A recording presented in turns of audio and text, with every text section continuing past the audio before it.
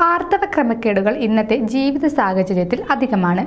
ജീവിതശൈലിയും hormone വ്യതിയാനങ്ങളുമൊക്കെ ആർത്തവം ക്രമം തെറ്റി വരാൻ കാരണമാകാറുണ്ട്.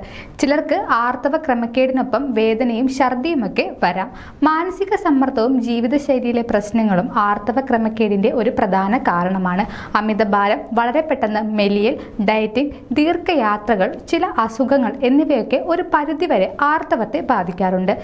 ഗർഭപാത്രത്തിലെ ഹോർമോൺ വ്യതിയാനം കാരണമുണ്ടാകുന്ന യൂട്രൈൻ പോളിപ്പ്, ഫൈബ്രോയിഡ് തുടങ്ങിയവ രക്തസ്രാവം കൂടാൻ കാരണമാകാറുണ്ട്. കൂടാതെ പെൽവിക് ഇൻഫ്ലമേറ്ററി ഡിസീസ് മറ്റൊരു കാരണമാണ്. ഇത് ഗർഭപാത്രത്തിൽ അണുബാധ ഉണ്ടാകാൻ കാരണമാകുന്നു എന്നാണ് വിദഗ്ധർ സൂചിപ്പിക്കുന്നത്. ഇതുമൂലം വേദനയും ആർത്തവ ക്രമക്കേടും വരാം. PCOD ആണ് ആർത്തവ ക്രമക്കേടിന്റെ മറ്റൊരു കാരണം. ആർത്തവ ക്രമക്കേടുകൾ ശ്രദ്ധയിൽപ്പെട്ടാൽ നിസ്സാരമായി കാണരുത്. ഉടൻ തന്നെ ഒരു ഗൈനക്കോളജിസ്റ്റിന്റെ കൃത്യമായ ചികിത്സ നേടേണ്ടത് അത്യാവശ്യമാണ്. തുടക്കത്തിൽ തന്നെ കൃത്യമായ ചികിത്സകൾ ചെയ്താൽ പൂർണ്ണമായും ഭേദമാക്കാനും വന്ധ്യത പോലുള്ള പ്രശ്നങ്ങളെ തടയാനും സാധിക്കും.